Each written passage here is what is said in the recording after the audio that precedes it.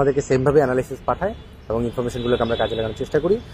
So নিশ্চিতভাবেই আমরা প্রতিটা ম্যাচই ইম্পর্টেন্স দিয়ে দেখার চেষ্টা করি এবং লাস্ট ম্যাচ আপনি যেটা বললেন মোহামেডানের সঙ্গে, যেটা 12 তারিখ মিরপুরে, সেই ম্যাচটাও সমানভাবেই গুরুত্বপূর্ণ, যেটা শাহিনপুরের সঙ্গে ঠিক একইভাবে।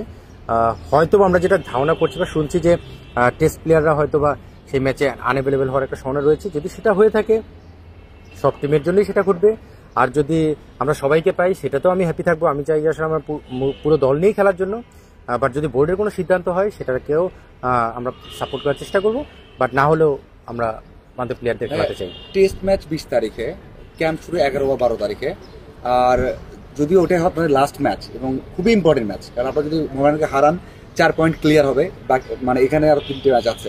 তো সেই ক্ষেত্রে একটা দিনের জন্য তো আপনারা আবেদন করতেই পারেন যে একটা দিনের জন্য ন্যাশনাল টিমের প্লেয়ার যারা রয়েছে, সেটা নাহিদ হোক, শান্ত হোক বা আরো যারা রয়েছে, এটা করবেন কিনা? এই মুহূর্তে কাগজে কলমে দেখলে আমাদের 3 জন রয়েছে, শান্ত রয়েছে ক্যাপ্টেন, মমিনুল রয়েছে, নাহিদ রয়েছে। আমরা হয়তো বা একটা প্ল্যান করছিলাম যে এরকম কোনো একটা আবদার বা একটা আশা পূরণ করার চাওয়া যায় কিনা, যে ক্রিকেট বোর্ডের কাছে যে 12 তারিখে ম্যাচটার জন্য তাদেরকে ছাড়া যায় কিনা, যদিও তারপরে সপ্তাহখানেক সময় থাকবে। বাট এটা আসলে ক্রিকেট বোর্ড অ্যাবসলুটলি, এটা আমার মনে হয় বাংলাদেশ ক্রিকেটের পুরো বস এবং তারা সেই জায়গাতে বাংলাদেশ ক্রিকেটের ওভারঅল চিন্তা করে তারা যেটাই করবেন সেটাকে আমরা অ্যাপ্রিসিয়েট করবো, যেটা আমি বলছিলাম। বাট অবশ্যই আমাদের একটা ইচ্ছা আছে যে চাওয়ার ব্যাপারে। মাত্র আসলাম আজকেই, কালকে হয়তো আমরা এই ধরনের কিছু একটা প্ল্যান করতে পারি যে আমাদের লাস্ট ম্যাচটা মানে 12 তারিখের ম্যাচের জন্য যদি সবাইকে অ্যাভেলেবেল করা যায়, আমি সেটা পজিটিভলি দেখি। অপোনেন্ট টিমেও আমি জানি যে মোহামেডানে বেশ কিছু প্লেয়ার রয়েছে, বাট আমি আসলে সেই জায়গা থেকে চিন্তা করছি না। আমি মনে করি যে ফুল স্ট্রেংথ নিয়ে যদি দুটা দল খেলে সেখানে যেভাবে জিতে আসুক সেটাকে অ্যাপ্রিসিয়েট করা উচিত, এবং আমার মনে হয় যে আমি আমার ফুল স্ট্রেংথ পেলে আমি যে কোনো দলকে হারানোর অ্যাবিলিটি রাখি। হ্যাঁ, নাহিদ রানার বিষয়টা আমরা দেখেছি, ওরা ফার্স্ট টেস্ট খেলে যাচ্ছে পিএসএল খেলতে। মানে প্রথমত আপনার টিমের প্লেয়ার, এটা খুবই ভালো হচ্ছে যে পিএসএল খেলবে এবং সবাইকে প্রায় ফুল এনওসি দেওয়া হচ্ছে, এবং নাহিদ রানার বিষয়টা খুবই যৌক্তিক তার ইনজুরি কনসার্নের জন্য বা তাকে ঠিক রাখার জন্য। আপনি এই সিদ্ধান্তটা কিভাবে দেখেন এবং তার জন্য কেমন হবে? আপনি আপনার প্লেয়ার বলেই জিজ্ঞাসা করলাম। না, নাহিদকে কিন্তু আমরা আবাহনীতে নেওয়ার পরে নাহিদকে কোন ম্যাচ খেলাবো, কিভাবে খেলাবো, এগুলো কিন্তু একটা প্ল্যান করেই আমাকে এগোতে হচ্ছে, এবং এখানেও তার ব্যতিক্রম না। আপনি যেটা বললেন 3টা ম্যাচ রয়েছে, 3টা ম্যাচে কিন্তু আমি টানা 3 ম্যাচ খেলানোটা আমার জন্য চ্যালেঞ্জিং, নাহিদকে আমরা জানি। সেই ক্ষেত্রে যদি আমরা 12 তারিখের ম্যাচে নাহিদকে পাই সেটা এক ধরনের প্ল্যান হবে, আর যদি না পাই সেটা এক ধরনের প্ল্যান হবে। তবে নাহিদকে এনওসি যে দেওয়া হয়েছে পিএসএলের জন্য, আমার মনে হয় যে এটা পজিটিভভাবে চিন্তা করা, শুধু নাহিদ না বাকি যাদেরকে রিশাদ, লিটন যারাই যাচ্ছে, তাসকিন, আমার মনে হয় যারাই যাচ্ছে, আমার মনে হয় সবাইকে এনওসি দেওয়ার এই বিষয়টা কিন্তু কালচারটা গত বছর আমি যখন সিলেকশন প্যানেলে ছিলাম তখনই আমাদের মধ্যে আলোচনা হচ্ছিল যে আমরা প্লেয়ারদের এইভাবে এনওসির ব্যাপারে পজিটিভভাবে চিন্তা করব, এটা আমাদের প্ল্যানিংই হয়েছিল। গত বছর কিছু ফল দেখা গেছে, এবার এটা আরও স্ট্রংলি দেখা যাচ্ছে যে সেটাকে ফলো আপ করা হচ্ছে, এবং আমার কাছে মনে হয় যে এটা প্লেয়ারদের উন্নতির পাশাপাশি বাংলাদেশ ক্রিকেটের উন্নতির জন্য কাজে লাগবে, এবং এই প্লেয়ারদের এনওসি দেওয়ার মানে সেই জায়গায় আরেকটা প্লেয়ারকে রিপ্লেস করা হচ্ছে।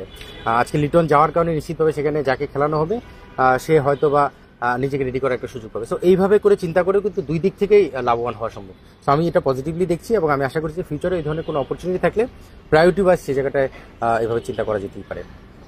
আচ্ছা ভাই, লাস্ট মানে এখন কি মনে করেন যে আপনার টিম প্রথম দিকে যখন কথা বলেছেন, শুরুর আগে বলেছেন যে দলটা চ্যাম্পিয়নশিপের ফাইট দেওয়ার মতো, মানে অলমোস্ট এখন পর্যন্ত বেশিরভাগ সময় টপে থেকে গেছেন প্রথম ম্যাচ হারা ছাড়া।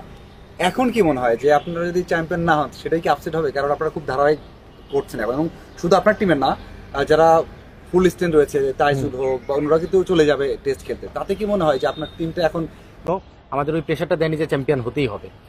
সো সেই জায়গা থেকেও আমরা অনেক রিলিফ, এবং আপনি মাঠেও খুব বেশি আবাহনীর মানুষ হয়তো দেখেননি অফিসিয়ালদের কাউকে, যে জিনিসটা তারা আমাদের উপর সেই ভরসাটা রেখেছে এবং দায়িত্বটা দিয়েছে। তো চ্যাম্পিয়ন যদি হতে পারে আলহামদুলিল্লাহ, না হলেও আমার মনে হয় যে আমার ম্যানেজমেন্ট, টিম, প্লেয়ার আমরা সবাই হ্যাপি থাকবো, আমাদের যতটুকু লক্ষ্য যেটুকু সেটার দিকে থাকবো, বাট না হলে আমরা আনহ্যাপি হবো না।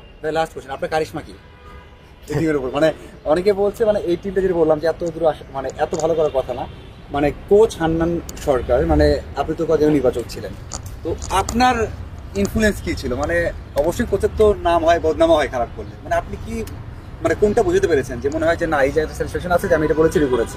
আমার কাছে মনে হয় আমি যখন টিমটার দায়িত্ব নিয়েছি, মানে আমাকে যখন দায়িত্বটা দেওয়া হয়েছে, আমি প্রথমে একটা কাজ করার চেষ্টা করেছি, আমার ম্যানেজমেন্টটা গোছানোর চেষ্টা করেছি। আপনি দেখবেন আমার ম্যানেজমেন্টে তারেক আজিজকে আমি নিয়েছি, যে টাইগারের বোলিং কোচ। আমি কিন্তু সেন্টু যে ফিল্ডিং কোচ হিসেবে যথেষ্ট হার্ডওয়ার্ক করতে পারে, থ্রোয়ার ইউজ করে। দুজন কোচের কথা বললাম। আমার ট্রেনার যদি দেখেন, ইফতি ন্যাশনাল টিমের ট্রেনার, যে ক্লোজ মনিটরিং করতে পারবে আমাদের ন্যাশনাল টিমের প্লেয়ার হচ্ছে, পাশাপাশি লেটেস্ট যে মনিটরিংটা দরকার সেটা, পাশাপাশি আমার ফিজিও রয়েছে সানি, যে একদম ক্রিকেট বোর্ডের ন্যাশনাল টিমের হয়েও কাজ করেছে। সো আমি ম্যানেজমেন্টের যখন এই ধরনের স্ট্রং হয়, তার সঙ্গে প্লেয়াররা কিন্তু ট্রাস্ট তৈরি করে, সেই ট্রাস্টটা আমি তৈরি করার চেষ্টা করেছি।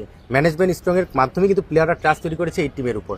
পাশাপাশি আরেকটা বিষয়, যেটা আর্থিকভাবে এবছর অনেকেই ক্ষতিগ্রস্ত হচ্ছে, সেই আর্থিকভাবে ক্ষতিগ্রস্তটাকে কাটিয়ে ওঠার জন্য পেমেন্ট সিস্টেমটা খুব ভালো করার চেষ্টা করেছি ম্যানেজমেন্টের সঙ্গে কথা বলে। ফার্স্টে একটা ভালো পেমেন্ট করেছি, ঈদের আগে আরেকটা পেমেন্ট করে প্রায় 80%, অলমোস্ট 80% পেমেন্ট ক্লিয়ার। তো এই যে স্যাটিসফ্যাকশনটা, এটা প্লেয়ারদের মধ্যে ট্রাস্ট তৈরি করেছে। আমি এই ট্রাস্টটা রাখতে চাই এবং এভাবে আমি ম্যানেজমেন্টকে ম্যানেজ করেছি যে যেই অ্যামাউন্টে আমাকে দিচ্ছেন সেটার জন্য কনফার্ম হয়। অনেক সময় আমরা দেখেছি ক্লাব ক্রিকেটে টাকাটা হেরাফেরি হয়, বাট আমরা এই বিষয়গুলো ওভারঅল কনফার্ম করার চেষ্টা করেছি। আমি যখন দায়িত্ব নিয়েছি ম্যানেজমেন্টের সঙ্গে, প্লেয়ারদের সঙ্গে, তার সঙ্গে আপনি মাঠের খেলা যদি আসেন, সেখানে আমি প্লেয়ারদের খুব ট্রাস্ট করি। আমার 4 জন ক্যাপ্টেন রয়েছে, আমি সবসময় বলি, মিটিং থেকে শুরু করে আলোচনায় সবসময়। আবহানির ক্যাপ্টেন শান্ত বাংলাদেশ টিমের ক্যাপ্টেন, মোসাদ্দেক বাংলাদেশের ক্যাপ্টেন ছিল, আবহানির অলিখিত ক্যাপ্টেন, তার সঙ্গে কিন্তু মমিনুল বাংলাদেশ টিমের ক্যাপ্টেন ছিল, মিথুন লাস্ট রিসেন্টলি বিপিএল এর রানার্স টিমের ক্যাপ্টেন। সো আমি এই 4 ক্যাপ্টেনকে পাওয়াতে আমার কাজটা অনেক সহজ হয়েছে। মাঠের খেলায় তাদের বড় ভূমিকা রয়েছে। আর অফ স্ক্রিনে একজন রয়েছে, সে হলো আমাদের কম্পিউটার অ্যানালিস্ট বা আমাদের পারফরমেন্স অ্যানালিস্ট যেটা বলা হয়, তাকেও আমি টিম ইনক্লুড করেছি। সেটা আমাকে খুব ভালো সাপোর্ট দিচ্ছে। আপনি দেখবেন যে অনেক টিম ছোট ম্যাচে হোঁচট খেয়েছে। আমরা ছোট ম্যাচ আসলে কাউকে ছোট করা উচিত না, বাট ছোট বলতে কাগজে কলমে বলছি, সেই ছোট টিমগুলোর সঙ্গে কিন্তু আমরা খুব বেশি স্ট্রাগল করতে হয়নি, বিকজ আমরা তাদের সঙ্গে প্ল্যান করে যেতে পারছি, আমরা আগেই তাদের সম্পর্কে অ্যানালাইসিস করি।